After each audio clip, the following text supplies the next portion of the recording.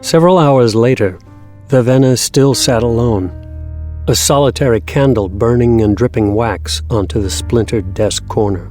She had long since stopped reading.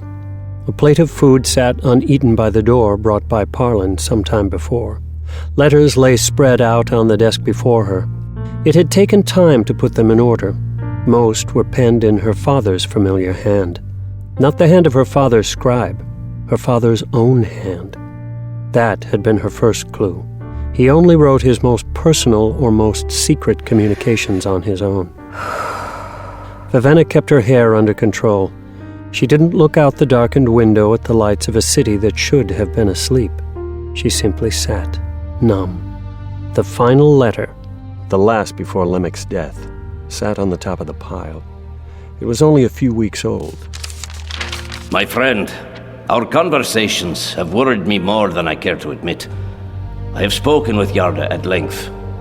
We can see no solution. War is coming. We all know that now. The continued and increasingly vigorous arguments in the Court of Gods show a disturbing trend. The money we sent to buy you enough breath to attend those meetings is some of the best I've ever spent. All signs point to the inevitability of Halandren lifeless marching to our mountains. Therefore, I give you leave to do as we have discussed. Any disruptions you can cause in the city, any delays you can earn us, will be extremely valuable. The additional funds you requested should have arrived by now. My friend, I must admit a weakness in myself. I will never be able to send Vivenna to be a hostage in that dragon's nest of a city. To send her would be to kill her, and I cannot do that. Even though I know it would be best for Idris if I did. I'm not yet sure what I will do. I will not send her, for I love her too much. However, breaking the treaty would bring the Halandren wrath against my people even more quickly. I fear I may have to make a very difficult decision in the days to come. But that is the essence of a king's duty. Until we correspond again, Dedlin, your liege and your friend. Vivenna looked away from the letter. She wanted to scream at the letter and her father who was now so far away. And yet she could not. She had been trained for better. Tantrums were useless displays of arrogance. Don't draw attention to yourself. Don't set yourself above others. He who makes himself high will be cast down low. But what of the man who murders one of his daughters to save the other?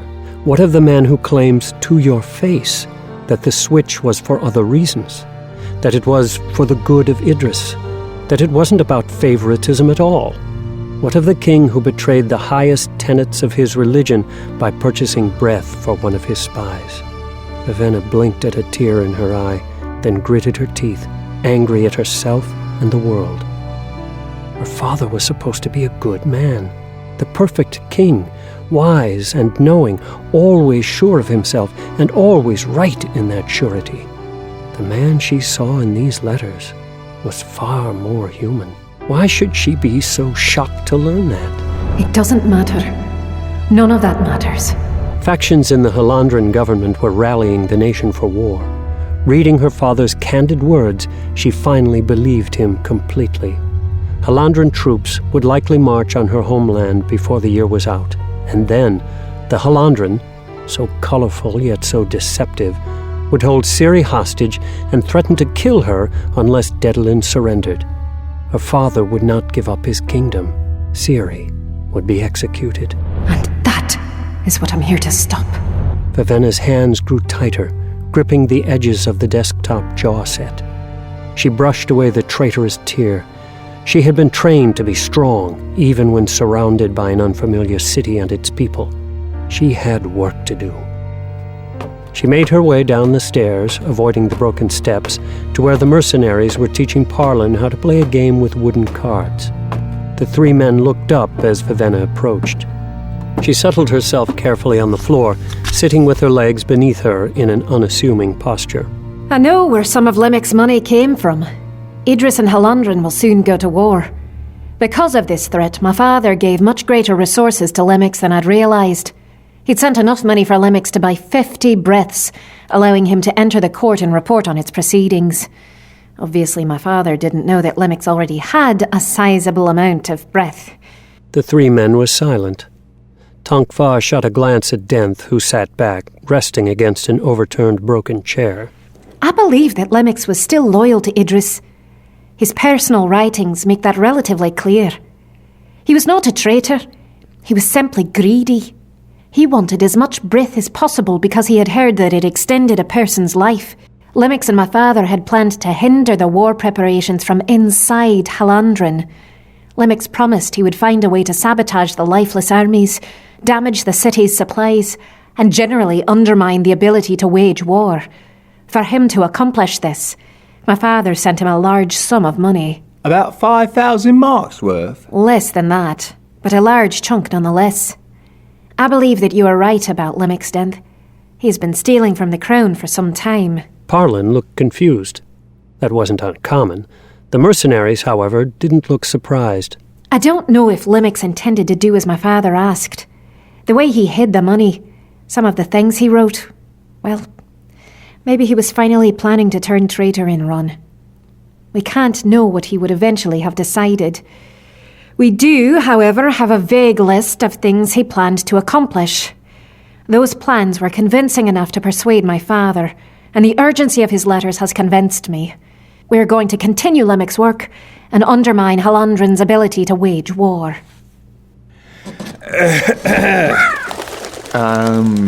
Your sister? We will get her out. Her rescue and safety is our first priority. That is all easier discussed than accomplished, Princess. I know. Well, better get back to work then. Denth nodded at Tongfa. Always with the working. Wait, what? I figured once you saw those papers you'd want to continue. Now that I've seen what he was up to, I can piece together why he had us do some of the things we were involved in. One of those was to contact and support some rebellious factions here in the city, including one that was stamped out just a few weeks back. Cult of Disaffection. Centered on a guy named Vahir. Always wondered why Lemix gave him support. That faction's dead, along with Vahir himself, but a lot of his followers are still around, waiting for trouble to come their way. We can contact them. And there are a few other leads I think we can look into. Things Lemix didn't explain completely, but which I might be able to figure out. And you can handle something like this? You just said it wouldn't be easy. Won't be. But if you haven't realised it yet, this kind of thing is why Lennox hired us in the first place. Men like him don't ordinarily need a team of free high-priced specialist mercenaries. We're not exactly the type of men you keep around to serve your tea. Unless you want the tea ramped up someplace uncomfortable. 3 mercenaries. That's right, there's another one. A woman. Where's the other member of your team? Jules, you'll meet her soon enough. Unfortunately. So for now, let us go back out and see how things stand on our projects. Gather what you want from this house. We'll move out tomorrow. Move out? Unless you want to sleep on a mattress Tongfa ripped into 5 pieces. He has a thing about mattresses. And chairs. And tables and doors and walls, actually. Oh, and people. Either way, Princess, this building was well known to people who worked with Lemix. As you've discovered, he wasn't exactly the most honest fellow around. I doubt you want the baggage that comes with being associated with him. Best to move to another house. We'll try not to break up the next one quite so badly. No promises, though. And then the two left.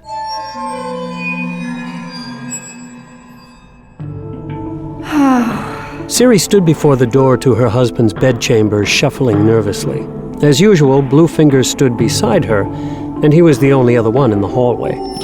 He scribbled on his pad, giving no indication how he always knew when it was time for her to enter. For once, she didn't mind the delay, nervous though she was. It gave her more time to think about what she was going to do. The day's events still buzzed about in her head. Trilides telling her that she needed to provide an heir. Lightsong the Bold, talking in circles, then leaving her with what had seemed like a heartfelt farewell.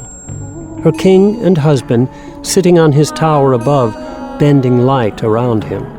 The priests below, arguing about whether or not to invade her homeland. A lot of people wanted to push her in different directions, Yet none of them were really willing to tell her how to do what they wanted, and some didn't even bother to tell her what they wanted. The only thing they were accomplishing was annoying her. She was not a seductress. She had no idea how to make the God King desire her, particularly since she was terrified of him doing just that. High Priest Trilides had given her a command. Therefore, she intended to show him how she responded to commands, particularly when they had threats attached to them. Tonight, she would go into the king's bedchamber, sit down on the floor, and refuse to strip. She'd confront the God King. He didn't want her. Well, she was tired of being ogled every night. She intended to explain all this to him in no uncertain terms. If he wanted to see her naked again, he'd have to order servants to strip her. She doubted that he'd do that. He'd made no move toward her, and when he presided over the arena debates, he'd actually done no more than sit and watch. She was getting a new impression of this God King. He was a man with so much power, he had grown lazy. He was a man who had everything, and so he bothered with nothing.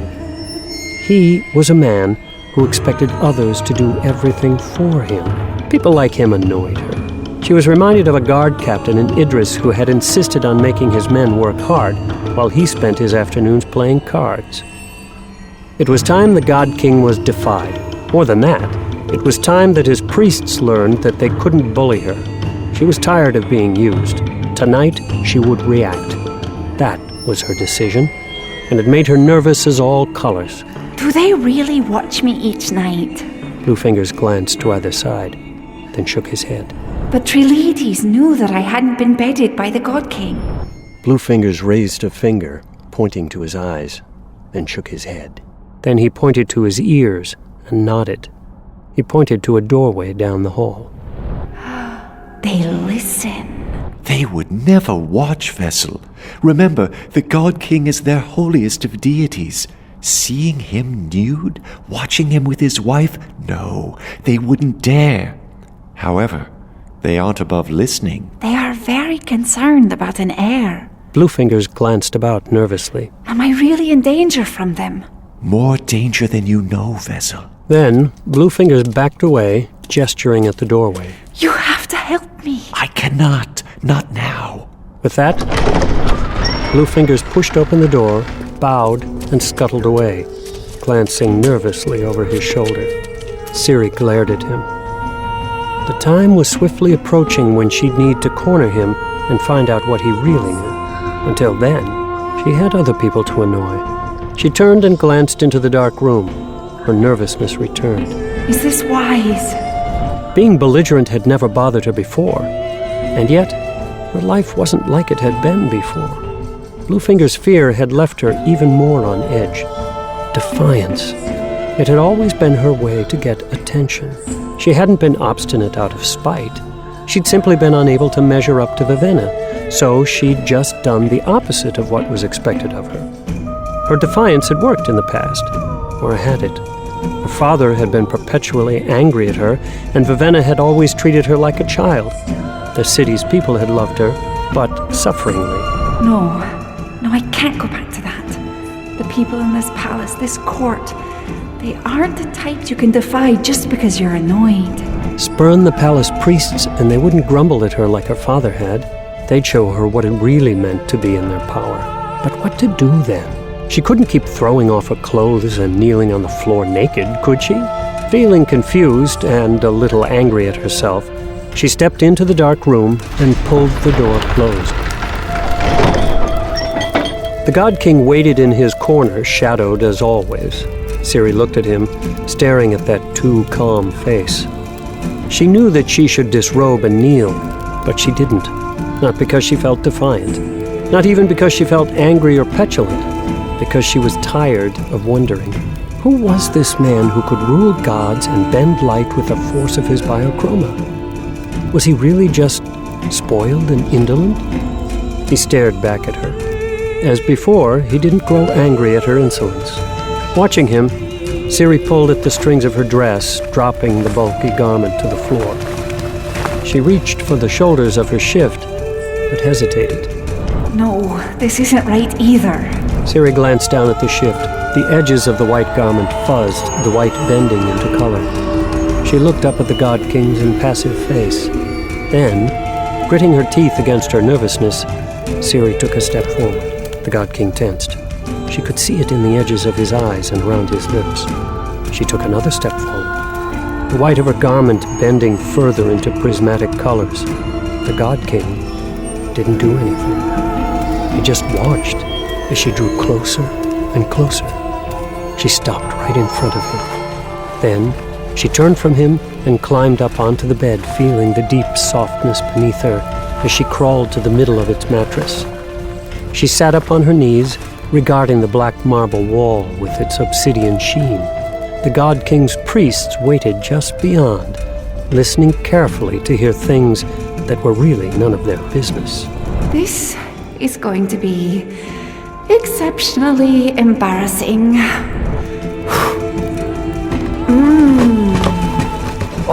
She began to bounce up and down on the bed, making its springs creak. She hoped it was convincing. She didn't really know what it was supposed to sound like. And how long did it usually continue? Ciri's bouncing became more furious for what she assumed was a proper amount of time.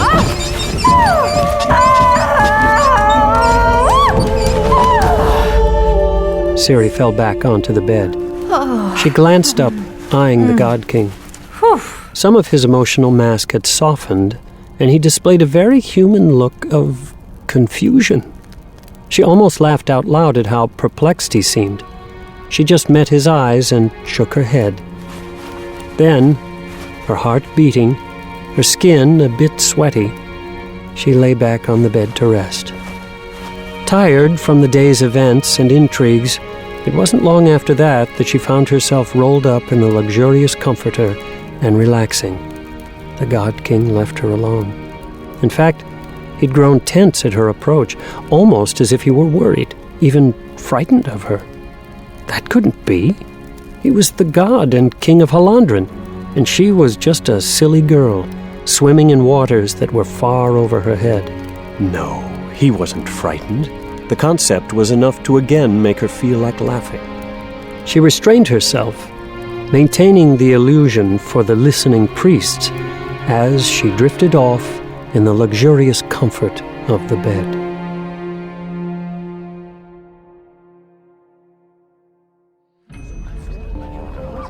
The next morning, Lightsong did not get out of bed. His servants stood around the perimeter of his room like a flock of birds waiting for seed. As noon approached, they began to shuffle uncomfortably, shooting glances at one another. Lightsong remained in bed, staring up at the ornate red canopy. Some servants approached tentatively, placing a tray of food atop a small table beside him. Lightsong did not reach for it. He had dreamed of war again. Finally, a figure walked up to the bed. Large of girth and draped in his priestly robes, Laramar looked down at his god, betraying none of the annoyance that Lightsong was sure that he felt. Leave us, please. The servants hesitated, uncertain. When was a god without his servants? Please. Slowly, the servants filed from the room. Laramar moved the tray of food, then sat down on the edge of the low table. He studied Lightsong, expression thoughtful. What did I ever do to earn a priest like this? Lightsong knew many of the high priests of other returned, and most of them were various levels of insufferable. Some were quick to anger, others quick to point out fault, and still others were so fulsomely effusive toward their gods that it was downright maddening. Trilides, the God King's own high priest, was so stuck up that he made even gods feel inferior. And then there was Laramar. Patient, understanding. He deserved a better god. All right, Your Grace. What is it this time? I'm sick. You can't get sick, Your Grace. Laramar just rolled his eyes. Oh, come on, Scoot. Can't you just play along a little bit? Play along that you are sick? Your Grace, to do that would be to pretend that you're not a god. I do not believe that's a good precedent for your high priest to set. It's the truth. I'm no god. Please don't say such things, Your Grace. Even if you yourself do not believe, you should not say so. Why not? For the sake of the many who do believe. And I should continue to deceive them. It is no deception. It's not so uncommon for others to have more faith in someone than he has in himself. And that doesn't strike you as a little odd in my case? Not knowing your temperament, it doesn't. Now what brought this on? Lightsong turned, looking up at the ceiling again. Blushweaver wants my commands for the lifeless. Yes. She'll destroy that new queen of ours. Blushweaver worries that the Idrian royals are making a play for the Halandran throne. Do you disagree? No, they probably are. But the thing is, I don't think the queen, knows that she's part of anything. I'm worried that Blushweaver will crush the child out of fear. I'm worried that she'll be too aggressive and get us all into a war when I don't know yet if that's the right thing to do. It seems that you already have a good handle on all this, Your Grace. I don't want to be a part of it, Scoot. I feel myself getting sucked in. It is your duty to be involved in these things so that you can lead your kingdom. You can't avoid politics. I can if I don't get out of bed. You don't honestly believe that, do you, Your Grace?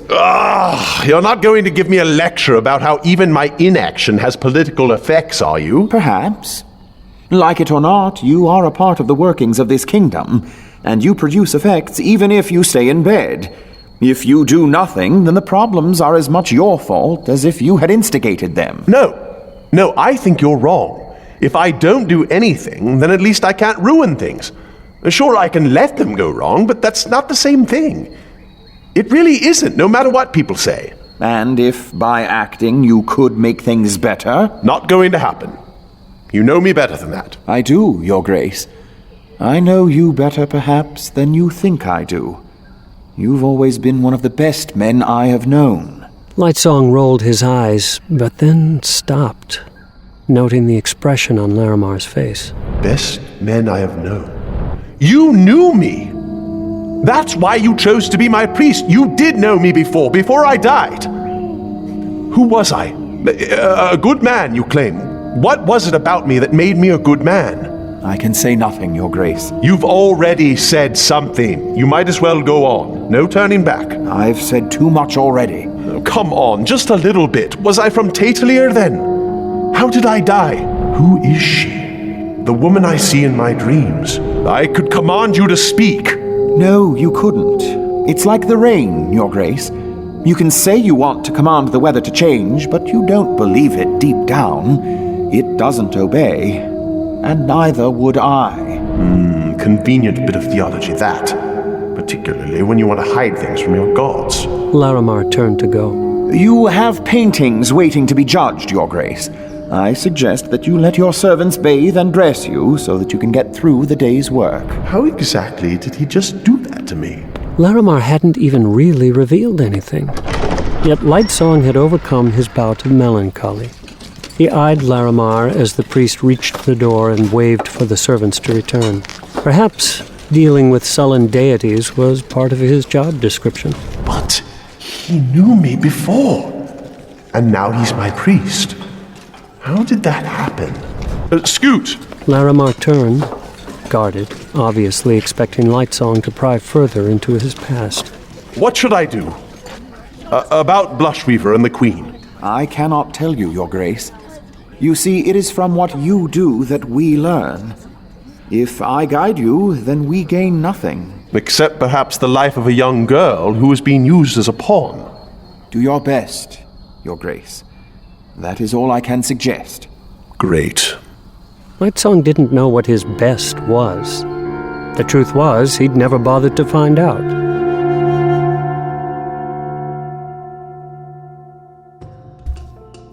This is nice. Denth was carefully examining the house. Strong wood paneling. Will break very cleanly. Yeah. Tongfa opened one of the closet doors. And he has plenty of storage. Bet we could fit a good half-dozen bodies in here alone. Vivenna shot the two mercenaries a look. The house wasn't as nice as Lemix had been. She didn't want to be ostentatious. It was one of many that were built in a row along a well-maintained street. Deeper than it was wide, the building was bordered on either side with large palm trees, obscuring the view should someone try to spy from the neighboring buildings. She was pleased. Part of her balked at living in a home that was, despite being modest by Halandran standards, nearly as large as the king's palace back in Idris. However, she and Parlin had looked at and rejected cheaper sections of town. She didn't want to live in a place where she was afraid to go out at night, particularly since she worried that her breath might make her a target. Vivenna trailed down the stairs, the mercenaries following. The house had 3 stories. A small upper story with sleeping chambers, the main floor with a kitchen and sitting room, and a cellar for storage. The building was sparsely furnished, and Parlin had gone to the market to shop for more. She hadn't wanted to spend money on them, but Denth had pointed out that they must at least try to keep up appearances, lest they end up drawing even more attention. Old Lemix's house will be taken care of soon. We left some hints in the underground mentioning that the old man was dead. Wherever we didn't ransack, a gang of burglars will take care of tonight. By tomorrow, the city watch will be there, and they'll assume that the place was burgled. The nurse has been paid off, and she never knew who Lemix really was anyway. When nobody comes to pay for the funeral services, the authorities will take the house in forfeit and have the body burned with other debtors. That doesn't sound very respectful. Well, what do you want to do? Go claim him at the charnel house yourself? Give him an Idrian ceremony? Good way to get people asking questions, that. Better to just let others deal with it. I suppose. It just bothers me, letting his body be cared for by... By what? Pagans? The old man didn't seem to care much about heathen ways, not with the number of breaths he held. Of course, didn't your daddy give him the money to buy them? You hold those same breaths. You're not innocent in all of this. Vivenna hadn't been given a choice. She could only hope and assume that her father had felt he was in a similar position. No choice but to do what seemed wrong. Liking furniture, Vivenna arranged her dress and knelt on the wooden floor, hands in her lap. Denth and Tonk Fa sat back against the wall, looking just as comfortable sitting on a hardwood floor as they were when lounging on plush chairs. All right, Princess. Denth unfolded a paper from his pocket. We've got some plans for you. Please, continue then. First, we can get you a meeting with some of Vahir's allies. Who exactly was this man? Vahir was a worker in the dye fields.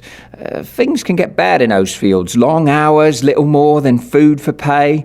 About 5 years back, Vahir got the bright idea that if he could convince enough of the other workers to give him their breath, he might be able to use the power to start a revolt against the overseers.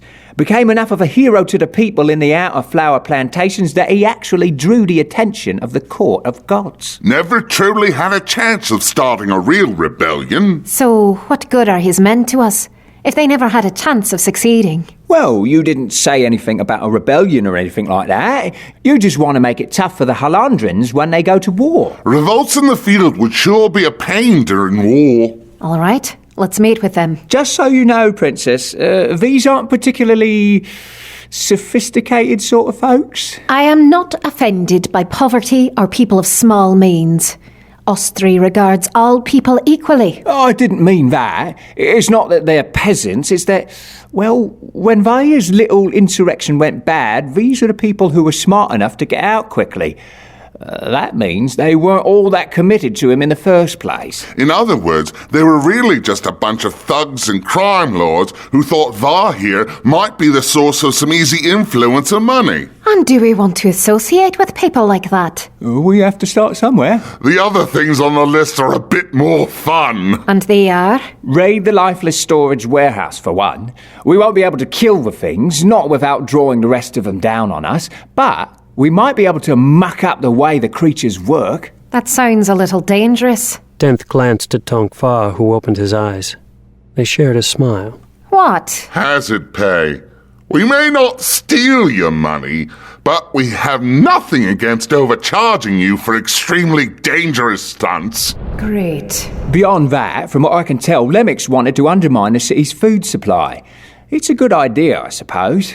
Lifeless don't need to eat, but the humans who form the support structure of the army do. Disrupt supply, and perhaps people here will begin to worry if they can afford a long-term war. That sounds more reasonable. What did you come up with? We raid merchant caravans, burn things up, cost them a bunch. We make it look like bandits or maybe even remnants of Vair's supporters. That ought to confuse people in Taitalia and maybe make it more difficult for the priests to go to war. Priests run a lot of trade in the city. They have all the money, so they tend to own the supplies. Burn away the stuff they intended to use for the war, and they'll be more hesitant to attack. It'll buy your people more time. Your plans are a bit more violent than I had anticipated.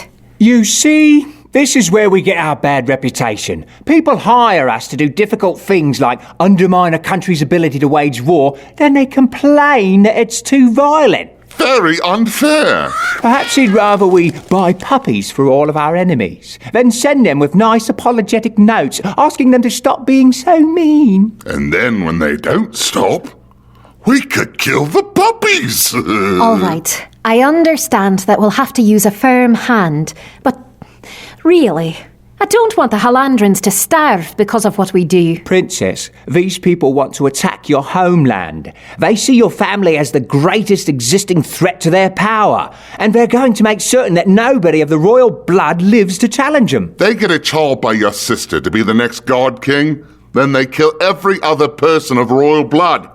They never have to worry about you again. Your father and Lemix were right. The Halandrin have everything to lose by not attacking you. And from what I can see, your people are going to need every bit of help you can give them. That means doing everything we can. Scaring the priests, breaking their supply reserves, weakening their enemies, to help out. We can't stop the war. We can just make the fight a little more fair. All right, then. We'll... Ravenna looked up. A figure stood in the doorway.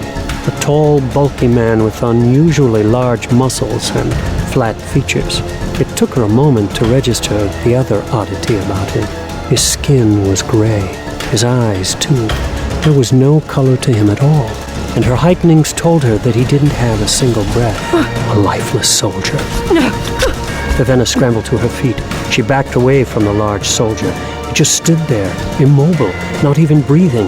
Its eyes tracked her. They didn't just stare ahead like those of a dead man. For some reason, she found that the most unnerving. Denth! What are you doing? Attack! The mercenaries remained where they were, lounging on the floor. Well, looks like we've been discovered by the City Watch. Pity. This was looking like it would be a fun job. Nothing but execution for us now. Attack! You're my bodyguards! What? Some kind of joke?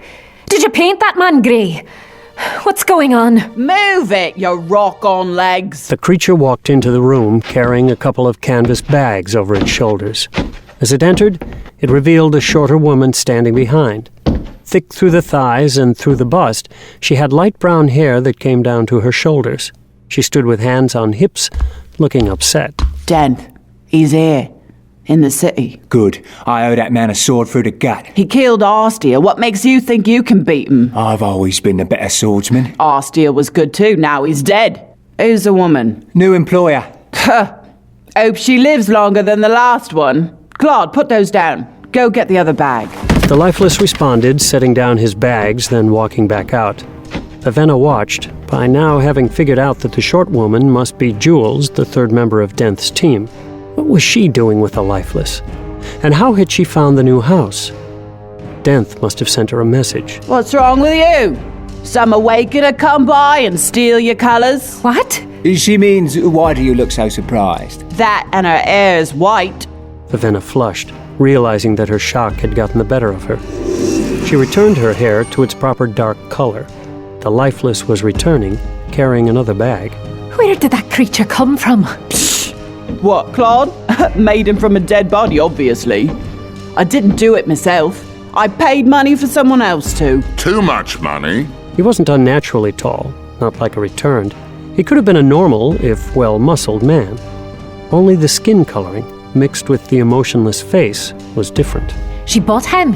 When? Just now? Nah, we've had Claude for months. It's useful to have a lifeless around. And you didn't tell me about this? The topic never came up. They're pretty common in Taitalia. We were just talking about defeating these things, not embracing them. We talked about defeating some of them. Princess, lifeless are like swords. They're tools. We can't destroy all of them in the city, nor would we want to. Just the ones being used by your enemies. Vivenna slid down, sitting on the wooden floor. The lifeless set down its final bag. Then Jules pointed toward the corner. It walked over and stood there, patiently waiting for further orders. Here, Jules untied the final large bag. you wanted these. Jules turned the bag on its side, exposing glittering metal shining within. Denth smiled, rising. Denth kicked Tonk Fa back awake. The large man had an uncanny ability to fall asleep at a moment's notice, and walked over to the bag. He pulled out several swords, shiny and new-looking with long, thin blades. Denth made a few practice swings, while Tonk Fa wandered over, pulling out wicked-looking daggers, some shorter swords, and then some leather jerkins. Vivenna sat back against the wall. She tried not to feel threatened by the lifeless in the corner. How could they just go about ignoring it like that? It was so unnatural that it made her itch and squirm. Eventually, Denth noticed her. That lifeless is going to be a problem, Princess. Yes. Then we'll need to work it out. My team can't function if you tie our hands. Jules has invested a lot of effort into learning the proper commands to use a lifeless, not to mention learning to maintain the thing. We don't need her. Yes, we do. Princess, you've brought a lot of biases into the city. It's not my place to tell you what to do with them. I'm just your employee. But I will tell you that you don't know half the things you think you do. It's not about what I think I know, Denth. It's what I believe. A person's body shouldn't be abused by making it come back to life and serve you. Why not? Your own theology says a soul leaves when a body dies. The corpse is just recycled dirt. Why not use it? It's wrong. The family of the corpse was well paid for the body. Doesn't matter. Oh, well, fine then. But if you order Jules away, you order us all away. I'll give your money back, then we'll go hire you another team of bodyguards. You can use them instead. I thought you were my employee. I am, but I can quit whenever I want. Your father was willing to use means that he didn't agree with. Judge him if you must, but tell me this. If using a lifeless could save your kingdom, who are you to ignore the opportunity? Why do you care? I just don't like leaving things unfinished. Look at it this way, Princess. You can work with us, which will give you a chance to explain your views, maybe change our minds on things like lifeless and biochroma, or you can send us away. But if you reject us because of our sins, aren't you being ostentatious? Don't the Five Visions say something about that? How does he know so much about ostrism? I'll think about it. Why did Jules bring all those swords? Oh, we'll need weapons. You know, has to do with that violence thing we mentioned earlier. You don't have any already? Tonk usually has a cudgel or knife on him, but a full sword draws attention in Taitalia. It's best not to stand out sometimes. Your people have some interesting wisdom in that area. But now... Now we don't really have a choice. If we keep moving forward with Lemix's plans, things are going to get dangerous. Ooh, which reminds me, I have something else for you to think about. What? Those breaths you hold, they're a tool, just like the lifeless. Now, I know you don't agree with how they were obtained, but the fact is, you have them. If a dozen slaves die to forge a sword, does it do any good to melt down the sword and refuse to use it? Or is it better to use that sword and try to stop the men who did such evil in the first place? What are you saying? You should learn to use the breaths. Tonks and I sure could use an awakener backing us up. Vivenna closed her eyes. Did he have to hit her with that now? Right after twisting around her concerns about the lifeless? She had expected to find uncertainties and obstacles in Taitalir. She just hadn't expected so many difficult decisions. And she hadn't expected them to endanger her soul. I'm not going to become an awakener, Denth. I might turn a blind eye toward that lifeless for now, but I will not awaken. I expect to take these breaths to my death so that nobody else can benefit from harvesting them. No matter what you say, if you buy that sword forged by overworked slaves, then you'll just encourage the evil merchants. You're the boss. It's your kingdom. If we fail, the only thing I lose is an employer. Oh, Denth, I don't like this. I don't like the fact that he got here first. He has breath. Reports say he looked to have reached at least the 4th heightening, maybe the 5th. I bet he got it from that rebel Vahir. How do you even know it's him? Psst. Words all over. People being found slaughtered in alleyways. The wounds corrupt and black. Sightings of a new, powerful awakener roaming the city, carrying a black-handled sword in a silver sheath. Huh, it's Tax, all right. Goes by a different name now. Varsha. He's used it for a while. It's a joke on his part. Black-handled sword, silver sheath. The man at the arena? Who are we talking about? Old friend of ours. He's bad trouble. Tax tends to leave a lot of bodies in his wake. Has strange motivation. Doesn't think like other people. He's interested in the war for some reason, Denth. Let him be. That'll just bring him across my path all the sooner. Denth turned away, waving a hand indifferently. Vivenna watched him go, noting the frustration in his step, the curtness of his motions. What is wrong with him? Tax, or I guess Varsha. He killed a good friend of ours over in Yarn Dread a couple months back. Denth used to have 4 people in his team. It shouldn't have happened. Arsteal was a brilliant duelist, almost as good as Denth. Varsha's never been able to beat either of them. He used that sword of his. There was no blackness around the wound. Then he cut the blackness out. Tonkfa watched Denth belt a sword to his waist. There's no way Varsha beat Arsteal in a fair duel. No way! This Vasher. I saw him. Jules and Tonkfa turned sharply. He was at the court yesterday. Tall man, carrying a sword when nobody else did. It had a black hilt and a silver sheath. He looked ragged, hair unkempt, beard scraggly, clothing ripped in places. Only a rope for a belt. He was watching me from behind. He looked dangerous. Colours. That's him, Denth. He's a step ahead of us. Been tailing your princess here. She saw him watching her at the court. Colours, colours, colours, colours! What? Maybe it was just a coincidence. He could have just come to watch the court. There are no coincidences where that man is concerned, Princess. If he was watching you, then you can bet on the colours that he knows exactly who you are and where you came from. And he's probably planning to kill you. Tonkfa laid a hand on her shoulder. Ah, don't worry, Vivenna. He wants to kill us too. At least you're in good company.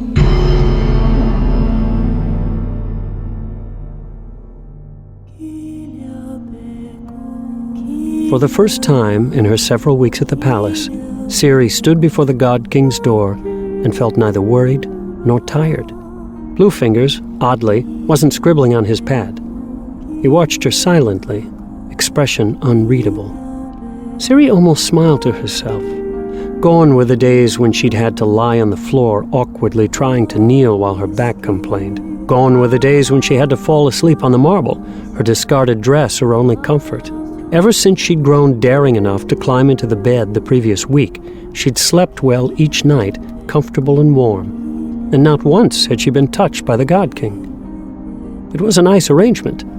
The priests, apparently satisfied that she was doing her wifely duty, left her alone. She didn't have to be naked in front of anyone, and she was beginning to learn the social dynamic of the palace. She'd even gone to a few more sessions of the court assembly, though she hadn't mingled with the returned. Vessel, you have found a way to make the king respond to your advances then? That got out, did it? Oh, indeed it did, Vessel. Only those in the palace know about any of this, of course. Good. Bluefingers did not look pleased. What? I'm out of danger. The priest can stop worrying about Hanair. For a few months at least. They'll get suspicious eventually. Vessel, doing your duty as the vessel was the danger. Oh, gods, oh gods, oh gods. What? I shouldn't say. Then what was the point of bringing it up in the first place? Honestly, Bluefingers, you're getting frustrating. Leave me too confused, and I might just start asking questions. No, Vessel, you must not speak to others of my fears. They're silly, really. Nothing to bother anyone else with, just... What? You must not bear him a child. That is the danger, both to yourself and to the God King himself. This everything here in the palace, is not what it appears to be. That's what everyone says. If it's not what it seems, then tell me what it is. There is no need, and I will not speak of this again. After tonight, you will conduct yourself to the bedchambers. You obviously have the pattern down well enough. Just wait 100 heartbeats or so after the women let you out of the dressing room. You have to tell me something. Vessel, I advise you to please keep your voice down. You don't know how many factions shift and move inside the palace. I am a member of many of them, and a stray word on your part would mean my death. Do you understand that? Can you understand that? I should not be putting my life in danger because of you. But there are things about this arrangement with which I do not agree. And so, I give my warning. Avoid giving the God King a child. If you want to know more than that, read your histories. Honestly, I would think that you would have come to all this a little more prepared. And with that, the little man left. Ciri shook her head and pushed open the door and entered the God King's chambers. She then eyed the God King, who watched her, as always, and pulled off her dress, leaving her shift on. Ciri went to the bed and sat down, waiting a few minutes before climbing up on her knees to do her bouncing, moaning act. She varied it sometimes, doing several different rhythms, getting creative. Once she was done, she snuggled down in the blankets and lay back in the pillows to think. Oh, could Bluefingers have been any more obscure?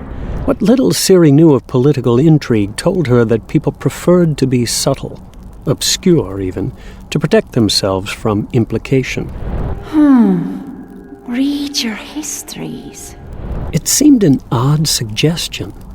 If the secrets were that visible, then why would they be dangerous? Still, as she thought, she did find herself feeling grateful for Bluefingers. She couldn't really blame him for his hesitation. He'd probably already endangered himself far more than he should have. Without him, she wouldn't have known she was in danger. In a way, he was the only friend she had in the city. A person like herself, a person drawn in from another country. A country that was overshadowed by beautiful, bold Halandren. A man who... Her thoughts trailed off. She felt something odd. She opened her eyes. Someone loomed over her in the darkness. Heart thumping, Ciri shuffled backward on the bed, pulling the covers up over her chest. The God King stood in his dark black clothing. For a few moments, Ciri sat with the blankets clutched before her. Now that he stood, she could see even better how heroic he looked. Tall, broad-shouldered like a statue. Human, but of more dramatic proportions, carefully showing more uncertainty than she'd ever expected from a man who had the title of God King. He moved back to the bed. He sat down on its edge. Then, he reached to his shirt, pulling it up. Oh, Austri! Oh God, Lord of Colors, this is it! He's finally coming for me! Ciri couldn't fight off the trembles. She'd convinced herself that she was safe, comfortable. She shouldn't have to go through with this. Not again. I can't do it! I can't! The God King pulled out something from underneath his shirt, then let the garment drape back down. Ciri calmed herself, forcing the color back into her hair. The God King laid the object on the bed, and the firelight revealed it to be a book. Ciri immediately thought of the histories Bluefingers had mentioned, but she quickly discarded the idea. This book, from the title on the spine, was a book of stories for children. The God King let his fingers rest on it. Then, he delicately opened to the first page. The white parchment bent in the force of his biochroma, shooting out prismatic colors. This didn't distort the text, and Ciri carefully inched forward, looking at the words. She looked up at the God King. His face seemed less stiff than usual. He nodded down at the page, then pointed at the first word. You want me to read this? The God King nodded. It says, stories for children. He turned the book around, looking at it himself. He rubbed his chin in thought. It didn't seem like he was going to bed her. Did he, instead, expect her to read a story to him? She couldn't imagine him asking for something that childish. She looked up at him again. He turned the book around, pointing at the first word. He nodded toward it. Stories. He pointed at the word. She looked closely, trying to discern some hidden meaning or mysterious text. Why don't you just tell me? He paused, cocking his head. Then he opened his mouth. Oh. By the waning light of the hearth's fire, Ciri saw something shocking. The God King of Halandren had no tongue. There was a scar. She could just barely see it if she squinted closely. Something had happened to him. Some terrible accident had ripped it free. Or had it been taken purposefully? Why would anyone remove the tongue of the king himself? Biochromatic breath. To awaken objects, a person must give a command. Words spoken in a crisp, clear voice, no slurring or mumbling aloud. Or the breath will not function. The God King looked away suddenly, seeming ashamed. He picked up the book, holding it to his chest, and moved to stand. No, please. She reached her hand forward and touched his arm. The God King froze. She immediately pulled her hand back. I didn't mean to look so disgusted. That wasn't because of your mouth. It was because I was realizing why it must have been done to you. The God King studied her, then slowly seated himself again. He held himself back far enough that they were not touching, and she did not reach for him again. However, he did carefully, almost reverently, put his book back down on the bed. He opened to the first page again, then looked at her, his eyes pleading. You can't read, can you? He shook his head. That's the secret. The thing that scares Bluefinger so much. You're not king. You're a puppet. A figurehead. You're paraded around by your priests, given a biochromatic aura so strong that it makes people fall to their knees in wonder. Yet they took your tongue, so that you couldn't ever use it. And they never taught you to read, lest you learn too much or manage to communicate with others. He looked away. All so that they could control you. No wonder Bluefingers is so scared. If they would do that to their own god, then the rest of us are nothing to them. It made sense now, why they had been so adamant about her not talking to or even kissing the king. It made sense why they would dislike her so much. They were worried about someone spending time alone with the God King, someone who might discover the truth. I'm sorry. He shook his head, then met her eyes. There was a strength in them she wouldn't have expected of a man who had been sheltered and isolated, as he must have been. Finally, he looked down, pointing back at the words on the page. The first word, the first letter, actually. That is the letter Shash. I can teach you them all, if you wish. The priests were right to be worried.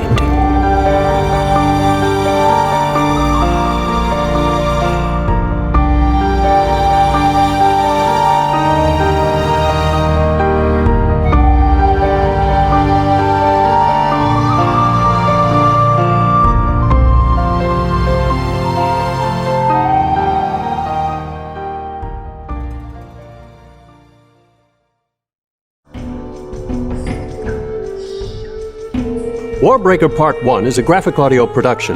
Copyright 2009 by Brandon Sanderson. All rights reserved. Recorded with the permission of the Othro and Dragonsteel Entertainment, LLC. Production copyright 2009 by the Cutting Corporation. All rights reserved. With performances by James Konachek, Ken Jackson, Ren Casey, Elizabeth Jernigan, Colleen Delaney, Tim Getman, Stephen Carpenter, David Coyne, Scott McCormick, Christopher Graybill, Richard Rowan, Mort Shelby, Terrence Aselford, Sonny Lasky, Eric Messner, Tom Simpson, Nanette Savard, Amanda Thickpenny, and Andy Clements. Adapted and directed by Johan Detweiler. Produced by Richard Rowan and Dwayne Beeman. Executive producers James Cutting, Mary Cutting, and Angie Cornett. Dialogue editing and graphic audio sound design by Johan Detweiler. Featuring original music composed and performed by Dan Smith and Johan Detweiler. If you enjoyed Warbreaker, be sure to look for R.A. Salvatore's Demon Wars Saga, available now in graphic audio at road stops everywhere at 1-800-670-5220 or at www.graphicaudio.net. Keep listening for exciting previews.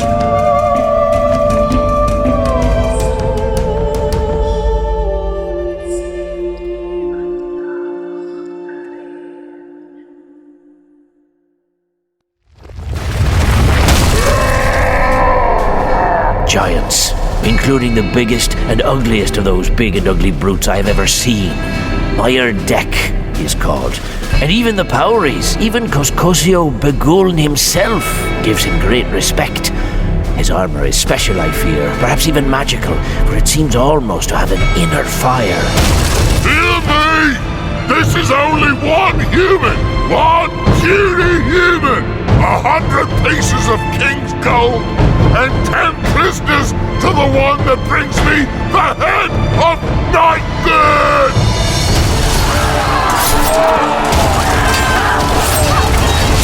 You believe this to be a game? Tell me where she is! You're a wretch! You're calling yourselves men of God, but no good God would approve of your works. You took from me, you thieving wretch, and for that I'll see you pay!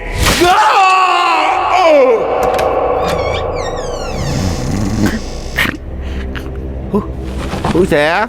You knew we would come for you. Your Markwart is an evil man. I call on you now, in the name of the solemn vow of our order, piety, dignity, poverty, to turn against this evil course, to find again the light.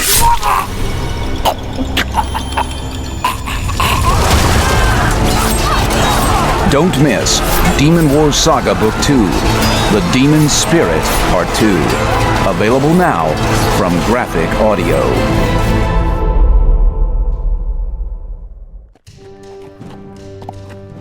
In those days, there were heroes and villains, and darkness walked the earth. There were dragons to be slain, captured princesses to be saved, and mighty deeds to be accomplished by knights in shining armor. Go forth and slay a dragon, my son. Sounds so easy when you say it. Sounds even easier when those bloody minstrels sing about it. Robert. We're being watched, right? Right. What do you want from me? I'm looking for a dragon. To start with, you've got to pass clean through the Darkwood and out the other side. And there's damn few have done that and live to tell it. Deep in the Darkwood, something is stirring. Something awful. I can take care of myself.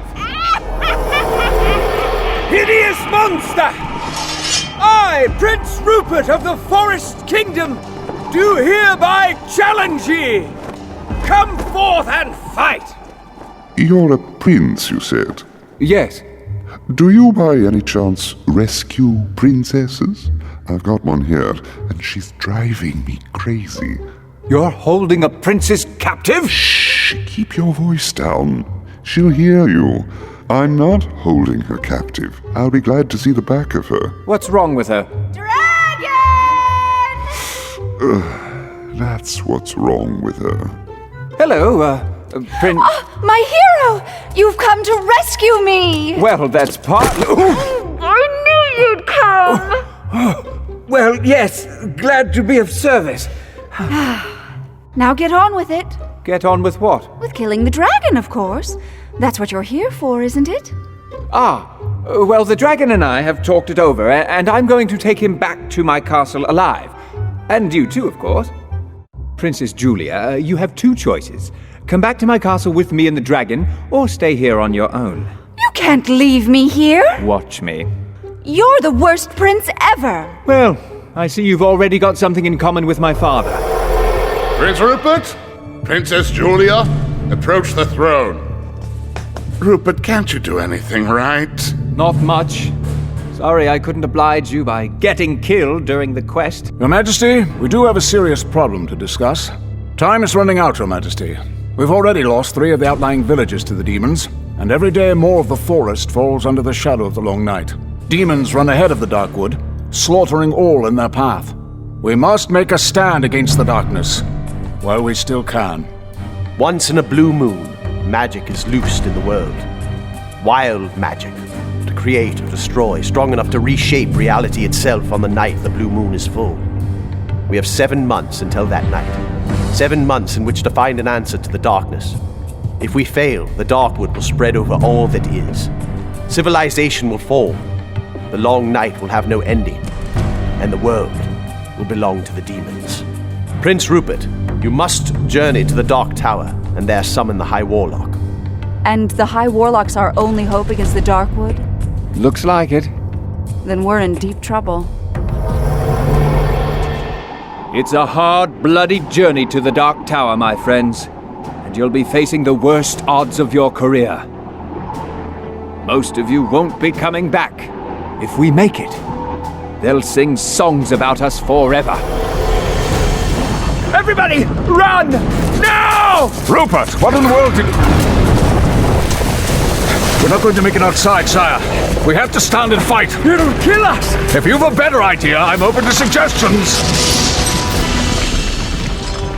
Even as we speak, my champion and my younger son, Prince Rupert, are on their way to summon the High Warlock, that he may return to the Forest Land and set his sorceries against the darkness. You'd bring him back? After what he did? Desperate situations call for desperate remedies. I have therefore decided also to reopen the old armory and draw the katana from its scabbard. The sword of compulsion has been forbidden to your majesty's line for over 4 centuries. The situation has changed since then. A king rules by the consent of his people, not because he has a magic sword that compels their obedience. Do you think the barons will stand idly by while you employ such power? Many tales are told of that time. Tales of steadfast bravery and daring do. Unicorn, you'd better find a tree to hide behind and stay clear of the fight. I don't want you getting hurt. I'm way ahead of you, Rupert! Don't just stand there. Get him, lads! He's got a sword, boss. A big sword. And look at those scars on his face. And there was all that dried blood on his armor. He must have slaughtered hundreds of people. Stop messing about and kill the traveler! You want him dead, you kill him! This is not one of those tales. At least get his horse. Horse! I'm a unicorn! Horse, unicorn, what's the difference? I'll be afraid later when there's time. Oh, I'll line up the creeps for me, and I'll skewer the lot of them. I'll show them a shish kebab they won't forget in a hurry. Did you really think you could threaten me in my own court and get away with it? You're a fool, Sir Bedivere, and I do not suffer fools gladly.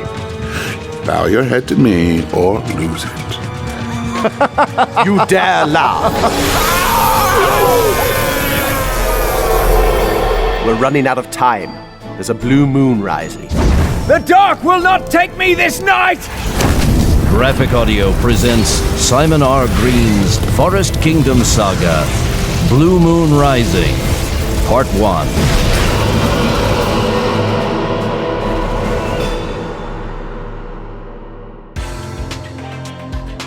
If you can't find that graphic audio title you're looking for, go to www.graphicaudio.net, where you can order it in CD format or digital download. If you're on the road, call 1-800-670-5220. That's 1-800-670-5220 or www.graphicaudio.net. And if you're looking for a great way to try out a different graphic audio series, check out our convenient and easy-to-store long-haul box sets that include 5 books of a series.